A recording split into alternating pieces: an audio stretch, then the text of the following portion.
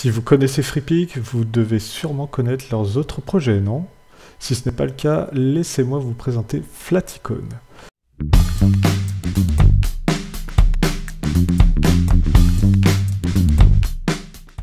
Salut, c'est Laurent. Dans cette nouvelle vidéo de la boîte à outils, je vous propose de créer ensemble un motif grâce à des icônes gratuites. Pour cela, on se rend sur Flaticone, et Flaticone, ça fait tout simplement partie du projet Freepik, que vous connaissez très bien maintenant si vous évoluez dans le monde du print on demand. Et donc, quand on scrolle tout en bas, on voit que la Freepik Company a des projets, dont Flaticone. On clique dessus et on atterrit sur cette page-là, qu'on peut mettre dans plusieurs langues, comme vous pouvez le voir juste ici. Donc moi, je suis en français, et en fait, si vous ne connaissez pas Flaticone, je peux déjà vous dire que c'est une base de données avec des icônes gratuites et certaines payantes. De mémoire, vous avez le droit à 10 téléchargements par jour sans compte. Donc, si vous avez un compte en plus, ça vous fait 20 téléchargements. Ce sont des mathématiques très simples, mais normalement 20 téléchargements gratuits par jour sans avoir pris un abonnement payant. Donc comme sur Freepik, le principe est simple sur cette base de données. Vous pouvez télécharger des icônes gratuitement tout en téléchargeant bien sûr la licence d'attribution. Donc vous voyez que vous avez accès à différents packs.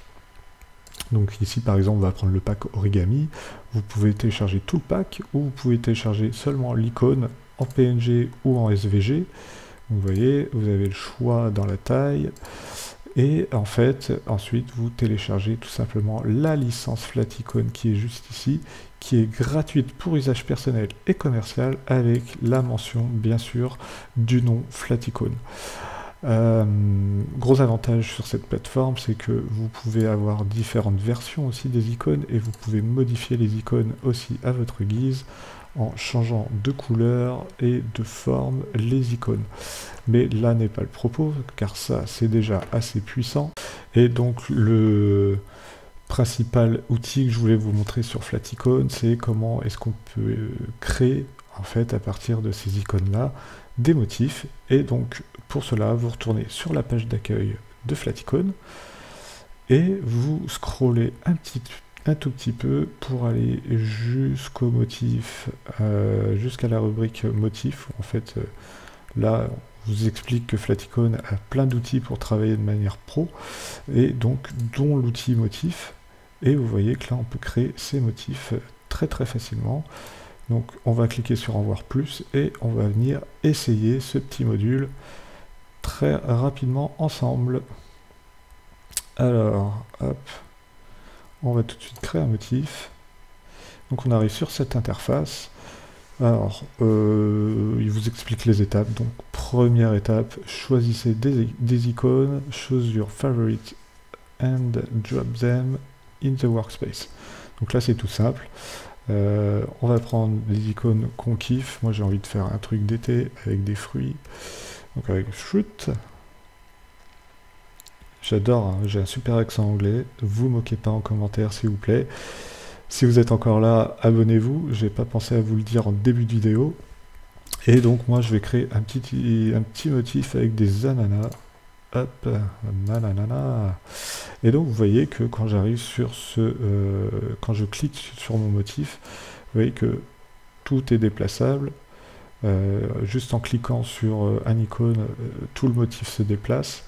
Donc il vous fait la duplication automatiquement. Vous pouvez grossir le motif, le tourner dans tous les sens.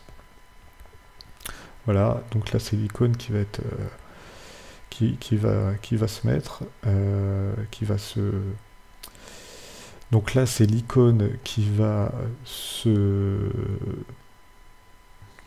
déplacer, se tourner, se positionner selon votre guise. Donc vous avez différents pictogrammes là qui vous permettent d'interagir avec vos icônes. Donc vous pouvez remplacer les couleurs par exemple.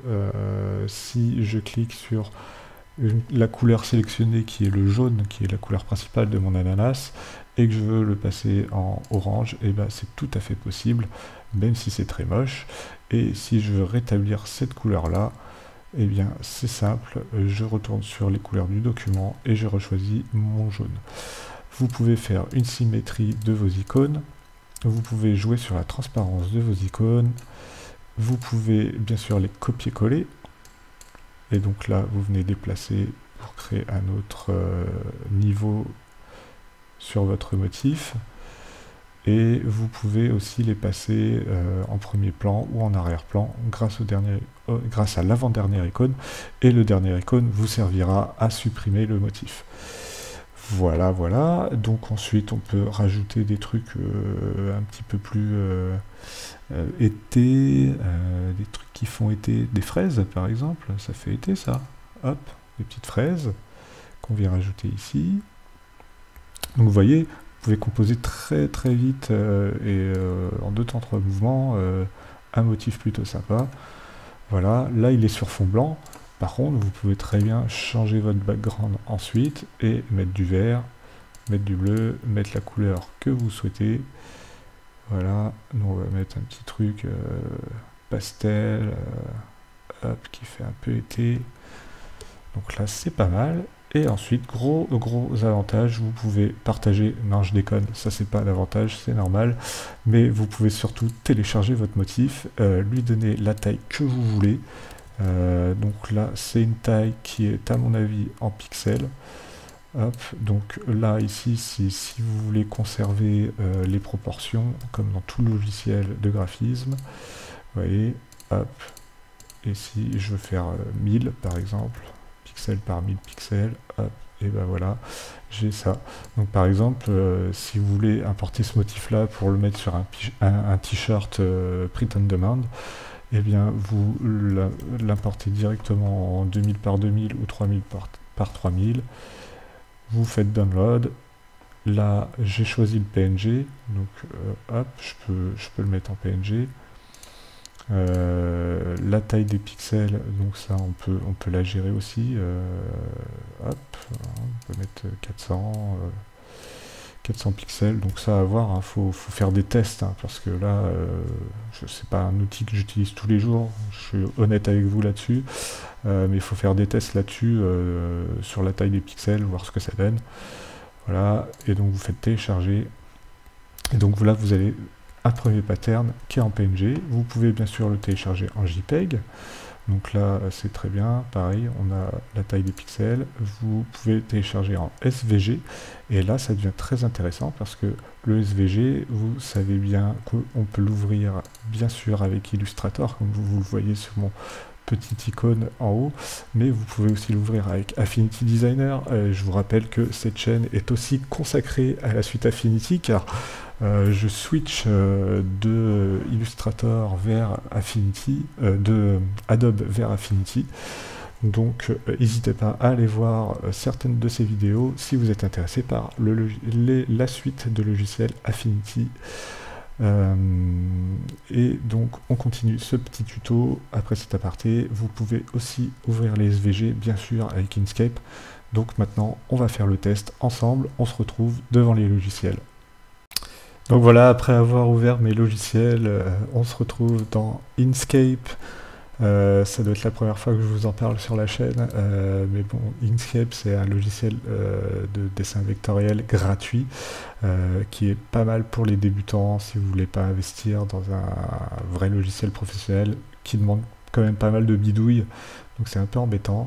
Et donc là on va essayer d'ouvrir notre format SVG qu'on a trouvé et qu'on a téléchargé depuis Flaticon, et donc on prend le SVG, on fait ouvrir. Donc le SVG c'est ouvert, magnifique, super. Donc vous voyez que là on a accès, hop là, à divers objets, à divers groupes sur voilà. Donc là on a un rectangle. Ici, qu'est-ce qu'on a d'autre? Ça rame un peu, hein. Ça rame un peu. Tac. Ici, est-ce que j'ai accès à mes icônes? Pas. Donc normalement on devrait pouvoir les modifier, mais j'ai pas l'impression que ce cher Inkscape veut bien modifier. Donc si là vous voyez, je peux déplacer donc dans le masque qui a été créé, Je peux déplacer mes petites fraises. Normalement, on peut en faire de même avec les ananas. Hein. Voilà, c'est ce rectangle-là. Hop. Est-ce que je peux faire quelque chose? Oui, je peux faire disparaître les fraises ou les faire réapparaître. Donc ça, c'est pas mal si vous agrandissez votre motif, si vous agrandissez la taille du motif. Donc dans Inkscape, hein, pour se déplacer comme ça, c'est le clic molette par défaut. Hop. Qu'est-ce qu'il y a d'autre comme groupe? Ça, j'ai un autre groupe ici. Donc là, ce sont mes ananas. C'est un peu bizarre quand je dis ça. Ce sont mes ananas. C'est une phrase un peu à une tournure qui est un peu... hein, qui peut porter la confusion auprès de mesdames ou de messieurs, n'importe. Ce sont mes ananas, voilà. Donc vous voyez, on peut très facilement modifier aussi le motif sur Inkscape. Il s'est ouvert, c'est très bien. Si on va dans les groupes, on voit qu'il y a des rectangles, mais il n'y a pas forcément l'icône qu'on peut modifier comme ça en live. Voilà, donc là, Inkscape, non, c'est pas pour moi. Fermer sans enregistrer. Alors ensuite, on va passer sur un autre, logiciel. Ça va être sur Illustrator. Nous voici donc dans Illustrator, donc on va faire un fichier ouvrir, hein, le même procédé que sur tous les autres logiciels de dessin vectoriel. On choisit notre pattern et on l'ouvre tout simplement. Donc là on voit que le SVG s'est ouvert très rapidement. Le pattern est fait de manière un peu chelou, mais on peut intervenir dessus. Donc vous voyez, je vais prendre l'outil de sélection directe, c'est l'équivalent de l'outil nœud hein, dans Affinity, et donc là je peux interagir donc sur les rectangles. Si je vais en profondeur, hop, que je supprime ces rectangles, et ben ça me supprime mon pattern. Ça c'est moins cool. Par contre, le gros avantage c'est que là, normalement, si je fais décomposer, je peux accéder ensuite hop, en double-cliquant plusieurs fois, je peux normalement accéder au dessin vectoriel, voilà, de la fraise, hop, que je vais pouvoir modifier. Donc ça va pas tout modifier en même temps, mais je vais pouvoir y accéder. Je vais pouvoir, hop, la changer de couleur. Donc là c'est profond, hein, c'est profond dans les groupes, mais ouais, on peut faire des choses avec, donc c'est entièrement modifiable sur Illustrator, et c'est une bonne nouvelle. Voilà, c'en est tout pour Illustrator. Maintenant on va faire le test avec Affinity Designer, en espérant que ça marche. Je croise les doigts, on voit ça ensemble en direct dès maintenant. Et donc nous voici dans Affinity Designer, où je vais tenter d'ouvrir donc le fameux pattern en SVG. Hop, fichier ouvrir. Oula, patatras. Là, il n'y a pas grand chose qui se passe. Ok. Alors, c'est un peu chelou. Est-ce qu'il y a des choses? Tac. Je ne vois rien. Oh, c'est quoi ça? Pourquoi il n'y a rien? Ah, vous voyez, Affinity ne veut pas ouvrir ce SVG. C'est un peu bizarre. Je ne comprends pas pourquoi. Donc on va faire non. On va faire un nouveau fichier. Hop. Et on va faire fichier. Hop, hop, hop. Placer peut-être. Hop, on va prendre le pattern. Il ne veut pas du SVG. Eh bah tiens. Alors que je vous ai quand même fait une vidéo où j'ouvrais du SVG en direct. Et là, c'est vraiment très surprenant que et c'est vraiment même dommage que ce SVG-là ne passe pas. Donc, échec. On va terminer cette vidéo sur un échec. J'en suis désolé. C'est vraiment dommage pour Affinity parce que moi, je le vois comme le successeur, le digne successeur. Affinity Designer, pour moi, est le digne successeur d'Illustrator. Donc, là, si on peut pas du tout utiliser de SVG, C'est surprenant, surprenant. On va peut-être essayer autre chose. Peut-être si on fait un cliquer glisser, je ne sais pas. Cliquons et glissons alors. Hop. Cliquons, glissons. Même pas. Non, il veut pas. Là, j'ai bien le truc, hein, mais... Bon, bah voilà, échec. Ça ne fonctionne pas sous Affinity. Je vais essayer de trouver une solution, puis je reviens vers vous dès que possible, dès que j'ai la solution pour l'ouvrir, parce que là, je suis vraiment, mais vraiment... Vraiment d'où ça vient, quoi. Pourquoi? Ah, peut-être parce que j'ai cliqué sur lier à l'image et pas intégrer à l'image. Non, même pas. C'est même pas ça. C'est même pas ça. Et là, je ne comprends pas. Document intégré, 200 pixels, trimbox, contenu, non. Contenu maximal, peut-être. Non.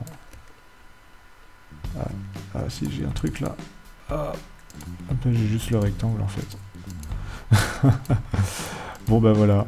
On termine cette vidéo sur un échec. N'hésitez pas à envoyer des commentaires sur une solution pour ouvrir ce SVG dans Affinity Designer. En attendant, je vous laisse vous abonner à la chaîne, me mettre un petit like si vous avez kiffé quand même, pour faire des motifs, c'est pas mal. Vous voyez qu'on pouvait les ouvrir avec Inkscape, c'est toujours intéressant. Dommage pour Affinity Designer, je ne sais pas pourquoi je ne peux pas l'ouvrir avec Affinity Designer. Là c'est vraiment surprenant. Et je vous dis à la prochaine, salut!